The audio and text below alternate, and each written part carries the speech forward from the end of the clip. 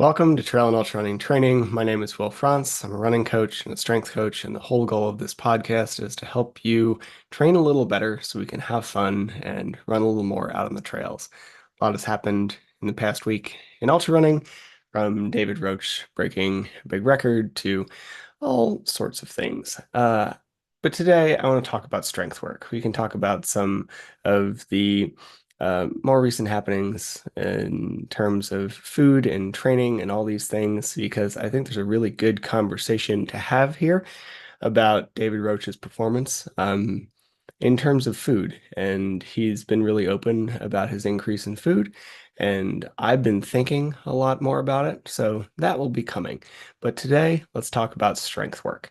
And this is going to be the eighth part in our, I believe, eight-part series about strength essentials and how to strength train well and how to just get stronger so we can run better. Now, if you appreciate any of this, I would really love it if you hit subscribe on whatever platform you're watching this on, because apparently that's the one that really matters. It shows that you want to see this on a repeat, so it will share it with other people or anything else you do, rating, review, etc. Thank you. Now, for strength training, we have gone through, I think, 7 of these now. Squat, push, pull, hinge, core stuff, power and plyometric training. And now we are up to how to put it all together, how to make a program. Now, this is not, I feel like this shouldn't need to be said, but this is not going to be detailed in terms of how it applies to you. This will not be everything you need to know about strength work. If you expect that, that's kind of a little silly. Like, I don't know you. People are different. We have different needs.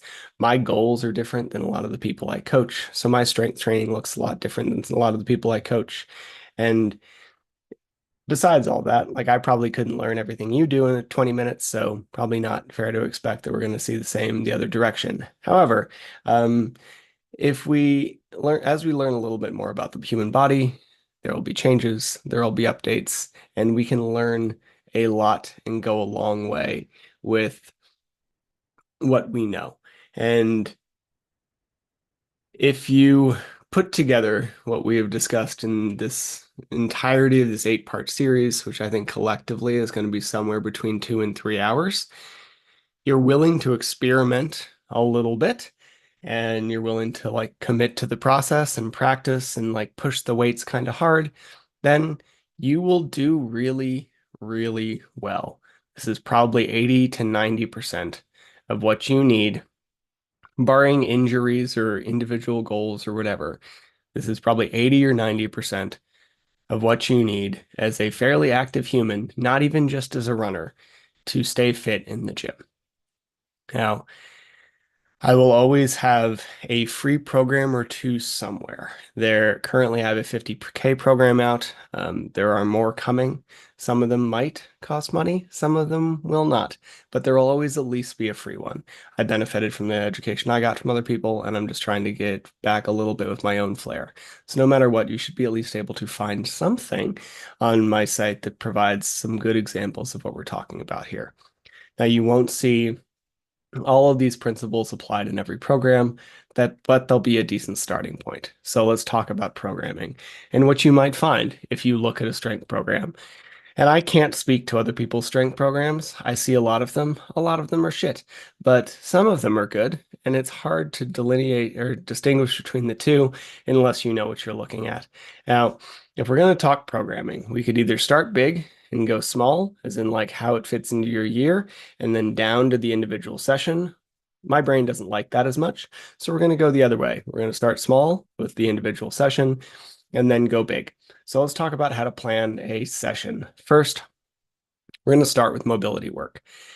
And this is a thing that I either see too little or too much of. Like, there's the people who love the mobility work and spend a lot of time on it, or they came up when I did in the 90s and early 2000s and learned that you had to do 15 to 20 minutes of mobility work before any sort of strength training thing, or else your legs are going to fall off or something.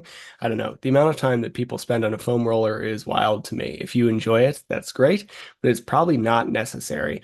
And the amount of time that people complain about taking too long in the gym and then continue to roll in a foam roller doesn't match. So let's probably put that thing away. We can do that at home with almost the exact same amount of benefit and then get to work. Now, when we look at mobility stuff, it is going to be a couple movements. I do not, much like PT, where yes, if you did 40 minutes of physical therapy post-injury every day, twice a day, you might heal a little faster. What's more likely to happen, though, is to look at a 40-minute list of movements and just be like, hey, I'm not going to fucking do any of this, right? So let's get like one or two movements that might actually be really valuable, help you move a little better, and put them in so that we have little, not even less risk of injury in the gym. I think the gym tends to be a fairly safe place if we have even a modicum of sense. However, uh, we might not be able to perform as well if we don't do some mobility stuff. So, for example, I have slightly tight ankles, and my scapula don't like to move back down my back very well. So for me, a typical mobility session might be a banded ankle distraction where I attach a band to a squat rack, place the other end right above my ankle, and lean into it super hard, creating a little more ankle flexion. And then some scapular pull-ups. Might do 10 to 12 of those to train my scapula to move downwards, and then we're going to be on with the day. The newer you are, the longer your mobility stuff might need to be. If you're super inflexible, we might need to spend a little more time. Very personally dependent. But yoga is lovely. Go take a yoga class. When we're in the gym, let's do the little bit we need to do so we can get in and get out. Next, if we're early in our lifting career, then I think we need to build some strength first. So this might not apply to you. And later in our lifting career, and this might be a pretty consistent thing. I've developed, this is a more recent development to my thought process, but next we're moving into like power and plyo movements. I think they're going to show up a lot more across my training instead of just specific times of year. And much like the mobility stuff, it's going to be one or two movements that really hit a target well. And then I'll be able to stay powerful and poppy and reactive and explosive throughout an entire year rather than kind of losing and regaining that adaptation as we move through. Now, I think when it comes to these things, again, you have to have the strength to move quickly. If you can't do a squat well, then we probably shouldn't be doing a squat jump, right? Like that makes sense to me. I hope it makes sense to you. But once we've developed some of that strength adaptation, then we can integrate these a little more. And you'll see different representations of this in various programs I have on the internet. Once we've done a little bit of power and plyometric work, then we would do our big strength movements. And then we'd move into some like accessory or supplementary training and then call it a day, right? And this should probably take anywhere from 30 to 60 minutes, depending on how many sets, whatever weights you're trying to move, how strong you are, etc. Right? And when I say how strong you are, it's because like for me, for a deadlift, one of my better lifts, I have to do a few warm-up sets because it takes a little bit to build up to it. And it's not like those take a ton of time, but they still take time. And then unloading the bar takes time and all these things, right? So we have to realize that the stronger you get, the more you're probably going to spend in the gym in order to maintain that strength. And that's okay. Now, if we have an example, the session above, from mobility to plyos to strength to accessories, it would be something like, as I said, ankle dorsiflexion work and scapular pull-ups. And then I might do like a trap bar deadlift or a hex bar. Could also do a barbell deadlift, whatever works. And then I could do a like one arm half kneeling lat pull down. Could also do a seated thing. And then I could do an incline bench press. This could be barbell or dumbbell. I tend to prefer dumbbell for this movement, but both work really well. And then some version of like a single leg squat pattern, be it Bulgarian split squats or walking lunges. Then some ab work, let's call it like decline crunches, and then some accessory stuff like lateral raises. I tend to do a little extra shoulder work than I need, partially because my left one's separated, so it just keeps it a little more solid. I should probably do bicep work because I'm a climber and it would protect my tendons, but I hate it, so I don't do it enough. Welcome to my weaknesses. Now, how many sets, reps, etc. We can phase in and out of different rep ranges. I'm going to get into this a little more as we talk about the yearly programming, but 2 to 4 sets of like 3 to 15 reps is great. They should vary throughout the year. All of it has value. Experiment with a little bit, stick with something for a month, and then move on and see what you find. Now, the part of that that people tend to screw up, we get caught on the sets and reps part and forget about the rest periods part. You should rest. When it comes to strength training, the rest really matters. If you just do everything in one big circuit, we're limiting the amount of strength we can develop. And it might feel like you're saving time, which you might be in a particular session, but you're wasting time in the long run because you are limiting how strong you get. So you're having to do a lot more work in order to make the same level of progress. Whereas you might be able to add 20 pounds to a lift in 1 week earlier in your career if you just like hung out between sets. Maybe you only add 5 because you were so depleted that you weren't able to actually lift, right? So let's appreciate that the rest is probably valuable. Now, if you are really early in your career of lifting, then that's a little more lenient. We'll get into this in a minute, but you might not even be able to move a significant enough amount of weight yet that you can really create progress. And if we're there, then a little more circuit set, well programmed, might make some sense. But once we're actually starting to be able to move an amount of weight that can make a real change, we should have some rest. Now, it said after a couple months, if you still don't need the rest between your sets, you should probably lift heavier. Because when I do a set of like good, worthwhile deadlifts that would actually lead to me making strength gains or even maintenance, I physically cannot do a set of good, worthwhile bench press in the rest period because they're both hard. And if I push them both hard, I just need to recover. So if you are not in your first couple months of lifting, where weights are really light and you are focusing on nothing but form and the effort doesn't really matter yet, then lift heavier if you don't need the rest. The rest should be desired by the end of a good set. Now, from individual session to weekly, 2 times a week is usually good enough for most people, especially most runners. You'll hear everything from like 3 to 4 to whatever. And very honestly, if more people came in twice a week and lifted hard and actually did a good amount of work in the gym, they would probably see more progress than coming in and kind of lifting hard 3 to 4 times a week. If you want to be strong and live well and live a long, healthy life, then 2, maybe 3 times per week is plenty. I'm not saying you can't do more. I'm saying that's enough. Now, if you want to get on a bodybuilding stage or become a competitive powerlifter, then of course you have to lift more. That is a barbell sport. You will actually, much like running, wouldn't expect to be somewhat competitive or decent as a runner by only running twice a week. Same thing with lifting. If lifting is our primary sport, we're going to be in there 4, 5, 6 times a week. But if lifting is a means to an end of being strong, having some muscle mass, living a good life, and running better, then 2 times a week is probably plenty.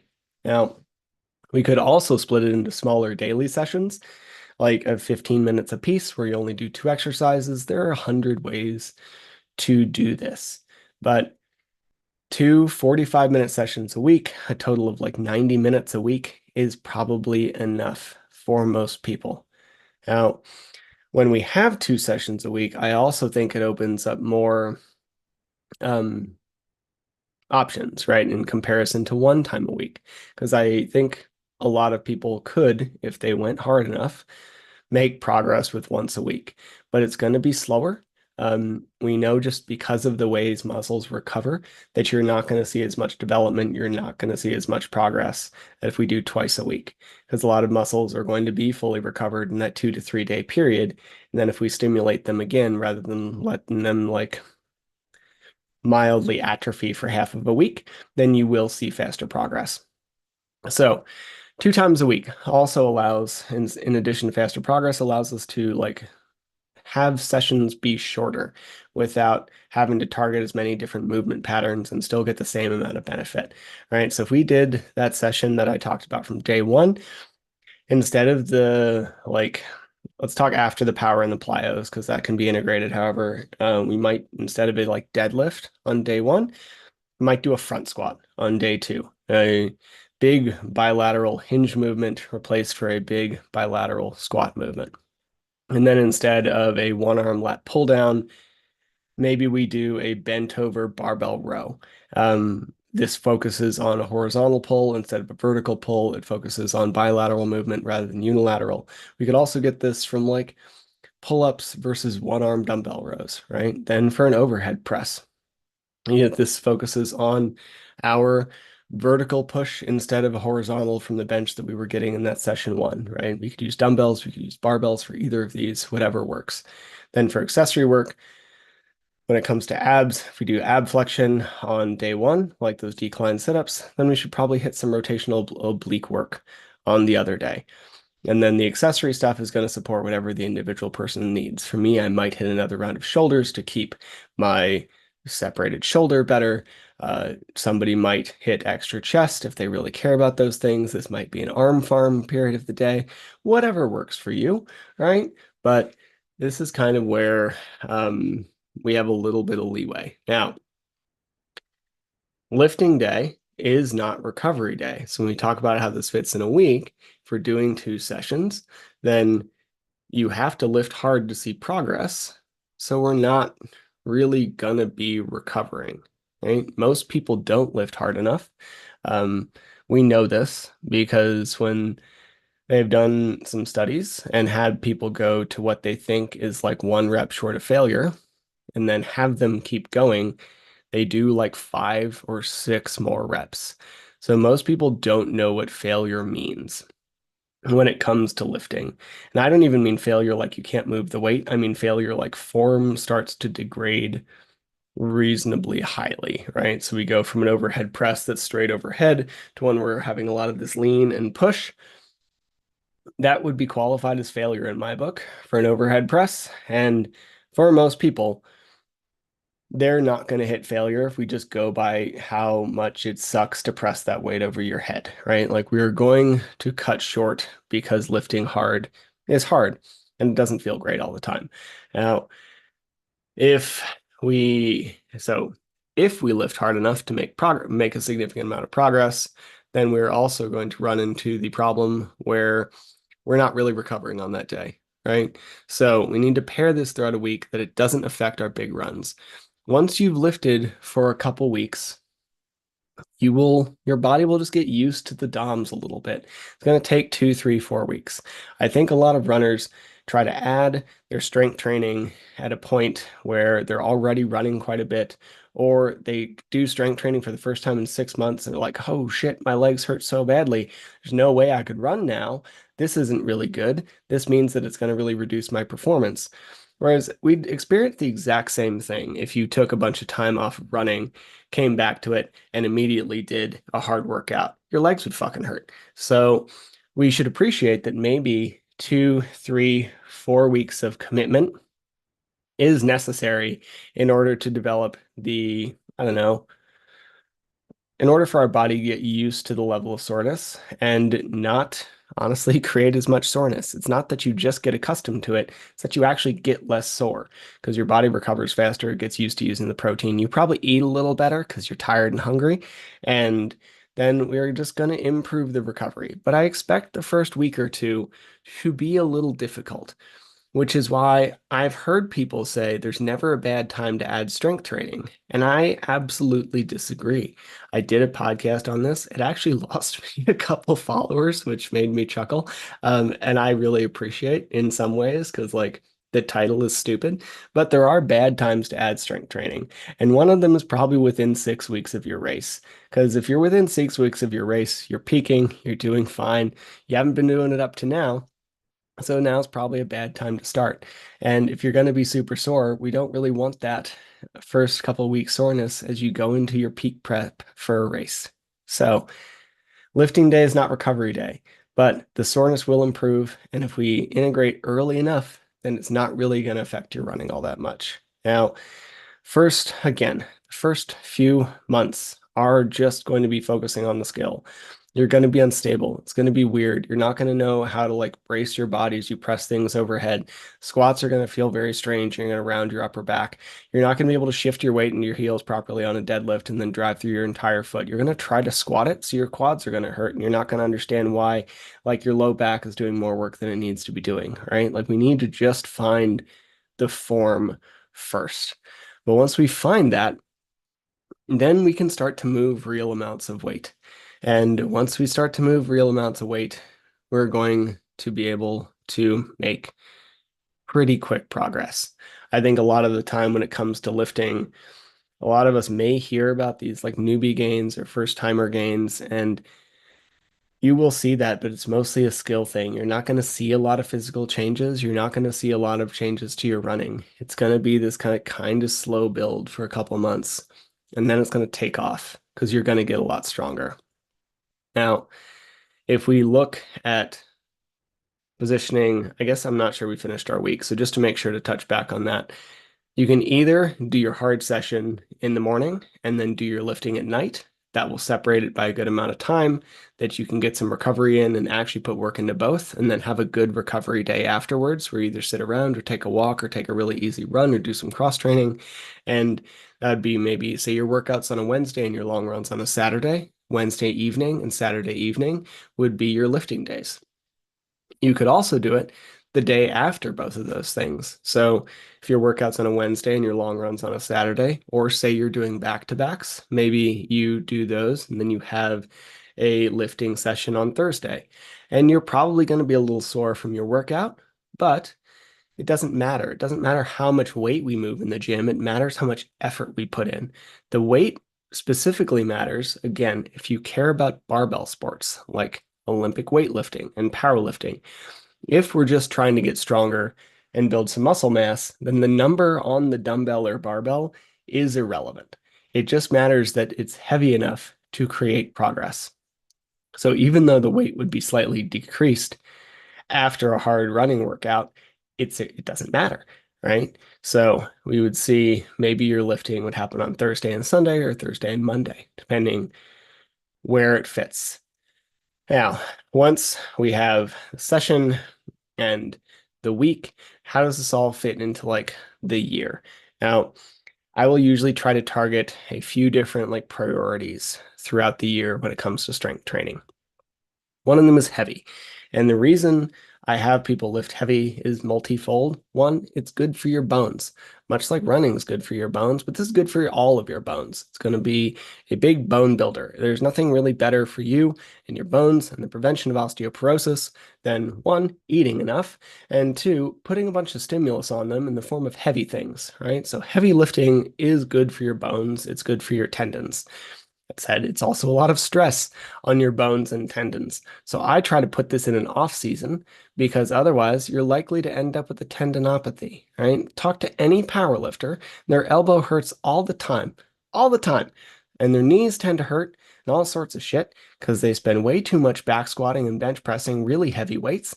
And it's just a lot of connective tissue stress. So if we do heavy work for like 3 to 6 weeks in our off season, we will see a ton of progress.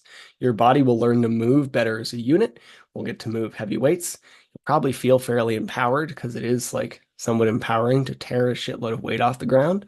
And then we can move into different priorities. Next, I will often go into some kind of like hypertrophy thing because as much as like you're not going to get big, hypertrophy means muscle growth. And I just want to say that you're not going to put on too much muscle. If you do start to put on too much muscle, then you lift less, and that solves that problem. But most people who work, live, spend time in a gym, spend a lot of time trying to put on a lot of muscle.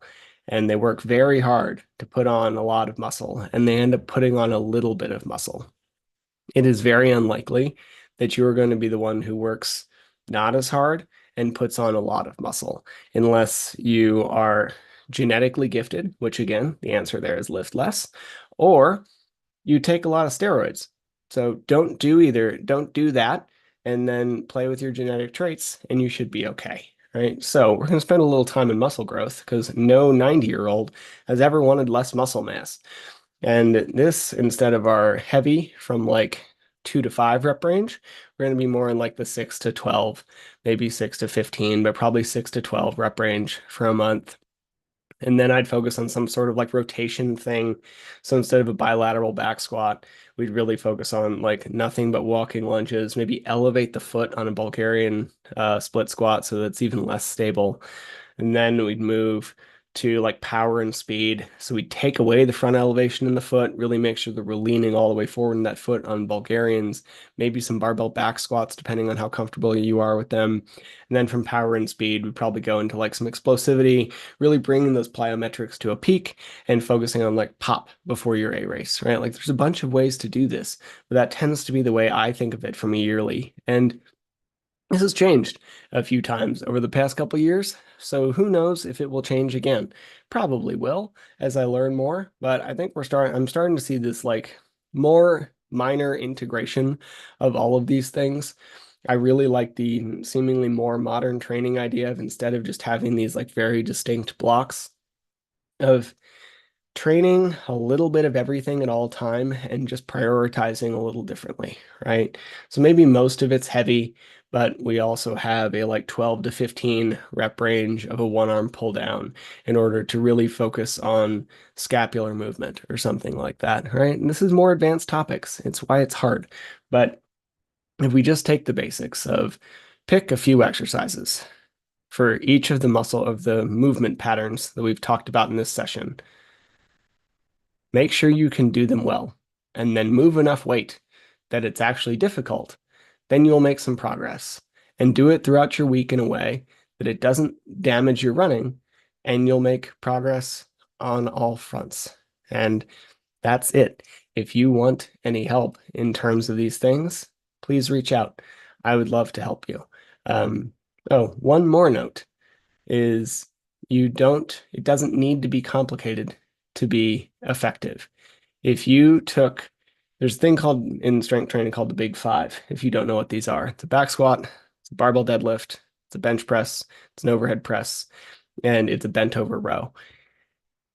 If you did those nothing but those and some ab work responsibly for years, you would be really strong and you wouldn't need a lot else. Probably need a little bit of like ab and accessory work for support purposes, but you could literally do nothing but those 5 movements with a barbell and just make a bunch of progress. A lot of people don't make progress in strength work, not because they don't know what to do, but it's because they overcomplicate it or they get bored. And instead of just doing the same boring shit that works, they try to do something new that's not very effective. Same kind of thing as we see with running, right? Like we know that doing the same kind of track workout, even if it's a little different or the paces are a little different or the timing or the increases or whatever, longer repeats are going to help with lactate stuff. Shorter repeats are going to help with VO2 max stuff. It doesn't need to be this weird, detailed, integrated, absurd thing, right? Like just go out and do the same stuff harder and you will make progress. So now, if you have any questions, please reach out, shoot me a message, DM me on Instagram or whatever. You're welcome to shoot me a message on Facebook. I will not see it as quickly. And or like book some time on my calendar. You can go to my website, willfrance.com, click a little thing somewhere, and it will say like fill out a form, and then you can do that. I would love to talk to you. I clearly love to talk about this stuff as I have talked about the basics of it, for lack of a better term, for the span of almost 3 hours, I think. So if you want some help because you don't want to nerd out about it for 3 hours, I would love to be that guy. Anyway, I hope you have a great rest of your day and go have some fun on the trails. That's what we're all here for.